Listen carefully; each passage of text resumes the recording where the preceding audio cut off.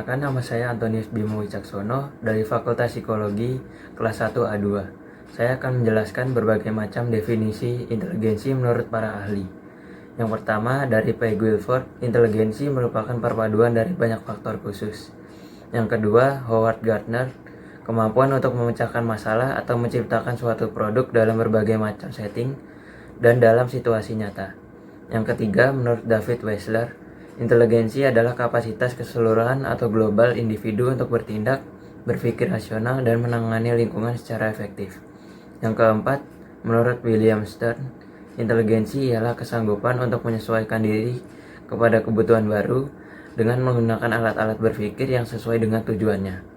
Yang kelima, ada Alfred Binet, mendefinisikan inteligensi sebagai sisi tunggal dari karakteristik seseorang yang terdiri atas 3 komponen, yaitu kemampuan untuk mengarahkan pikiran atau mengarahkan tindakan. Yang kedua, kemampuan untuk mengubah arah tindakan bila tindakan tersebut telah dilaksanakan.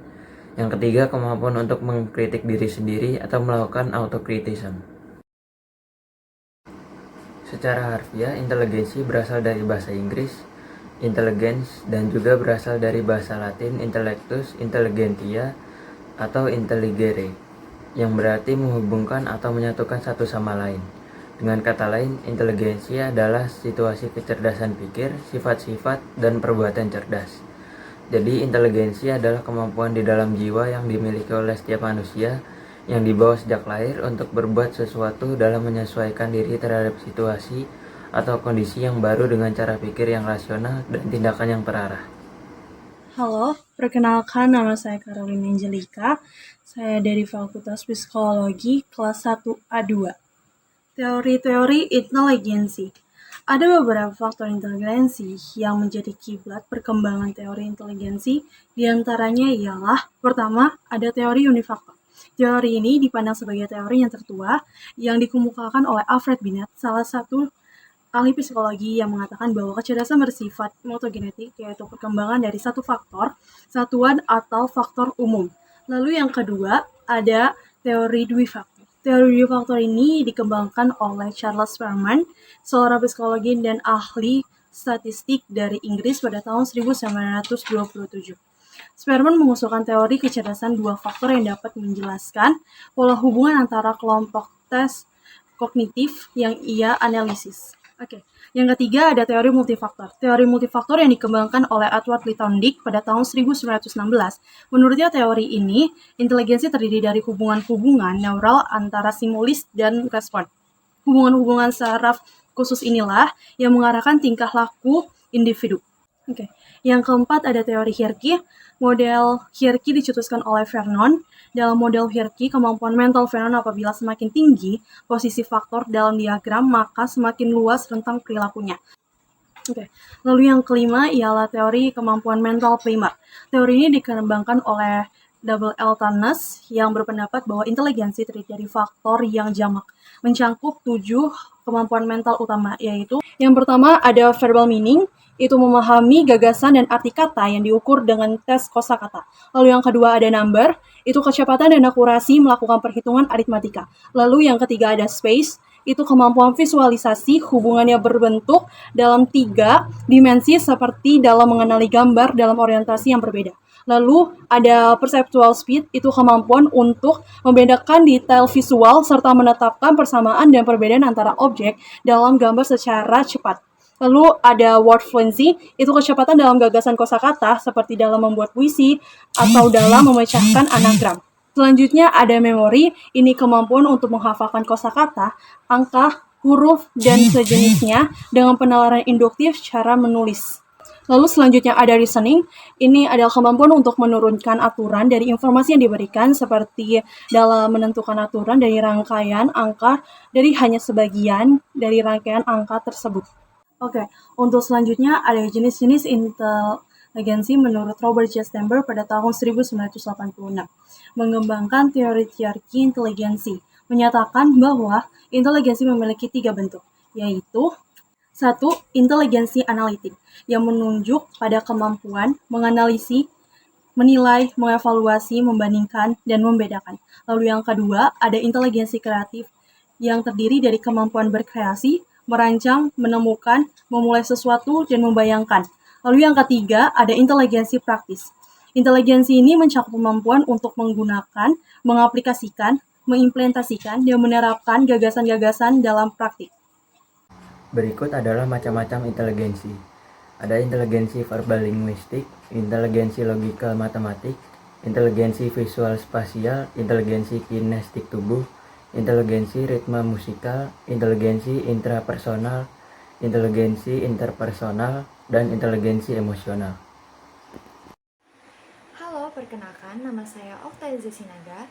Saya dari Fakultas Psikologi kelas 1A2. Ya, seperti yang dijelaskan pada sebelumnya, intelijensi adalah kemampuan di dalam jiwa yang dimiliki oleh setiap manusia yang dibawa sejak lahir untuk berbuat sesuatu dalam menyesuaikan diri terhadap situasi atau kondisi yang baru dengan cara berpikir yang rasional dan tindakan yang terarah. Oleh sebab itu, di dalam intelijensi memiliki beberapa faktor. Yang pertama, faktor bawaan, di mana faktor ini ditentukan oleh sifat yang dibawa sejak lahir. Batas kesanggupan atau kecakapan seseorang dalam memecahkan masalah antara lain juga ditentukan oleh faktor bawaan. Oleh karena itu, di dalam suatu kelas, sesekali kita menjumpai anak yang daya tangkapnya berbeda, meskipun anak tersebut telah menerima pelajaran dan pelatihan yang sama. Kedua, faktor minat dan pembawaan yang khas, di mana minat mengarahkan perbuatan kepada suatu tujuan dan merupakan dorongan bagi perbuatan itu. Dalam diri manusia, terdapat dorongan atau motif yang mendorong manusia untuk berinteraksi dengan dunia luar. Sehingga apa yang diminati manusia dapat memberikan dorongan untuk berbuat lebih giat dan lebih baik. 3. Faktor pembentukan, di mana pembentukan adalah segala keadaan di luar diri seseorang yang mempengaruhi perkembangan intelijensi. Di sini dapat dibedakan pembentukan yang direncanakan dan pembentukan yang tidak direncanakan. Pembentukan yang direncanakan contohnya seperti yang dilakukan sekolah atau kuliah dan yang lainnya. Pembentukan yang tidak direncanakan misalnya pengaruh alam sekitarnya.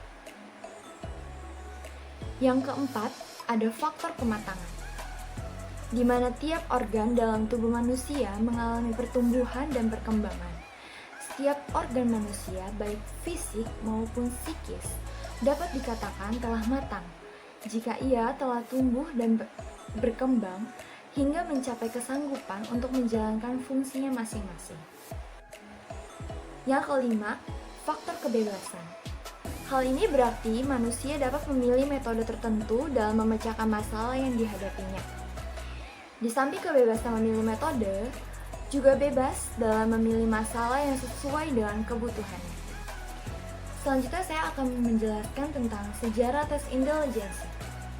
Pada tahun 1895, Alfred Binet dan rekannya Victor Henry mempublikasikan beberapa artikel yang menyatakan bahwa kemampuan memori dan pemahaman akan hubungan sosial dapat diukur. Artikel tersebut menjadi awal dari apa yang akan dinamai atau apa yang akan dinamakan tes intelijensi. 10 tahun setelah artikel mengenai memori dan pemahaman akan hubungan sosial yang dapat diukur dipublikasikan ke publik. Binet dan rekannya Theodore Simon mempublikasikan skala ukur intelijensi yang disebut 30 item. Skala ukur 30 item pada awalnya bertujuan untuk membantu mengidentifikasikan anak-anak yang memiliki mental retardasi di sekolah Paris School Children. Lalu, skala ukur 30 item ini akhirnya dikembangkan, ditingkatkan, dan diadaptasi ke dalam beberapa bahasa, sehingga dapat digunakan pada bidang-bidang lain seperti sekolah, rumah sakit, persidangan, hingga penjara.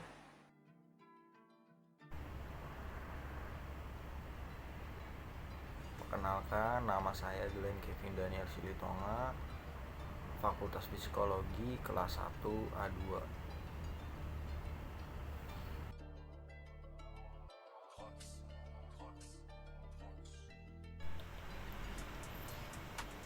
Pendekatan umum inteligensi.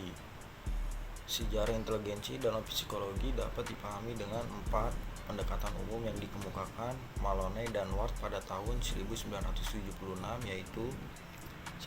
Pendekatan teori belajar, 2. Pendekatan neurobiologis, 3. Pendekatan psikomotrik, 4. Pendekatan teori perkembangan.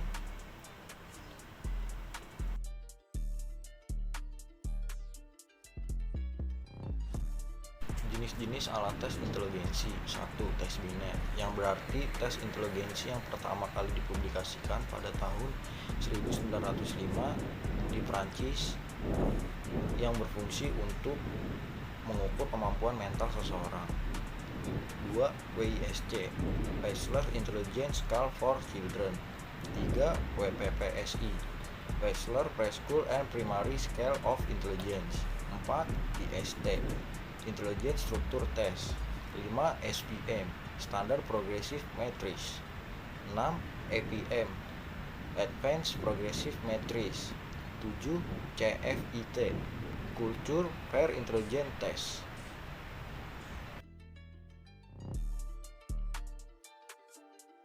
Perbedaan dalam inteligensi. Adapun perbedaan dalam inteligensi yaitu 1. Kemampuan mengklasifikasi pola-pola objek. 2. Kemampuan beradaptasi atau kemampuan belajar. 3. Kemampuan menalar secara deduktif. 4. Kemampuan menalar secara induktif. 5. Kemampuan mengembangkan konsep. 6. Kemampuan memahami.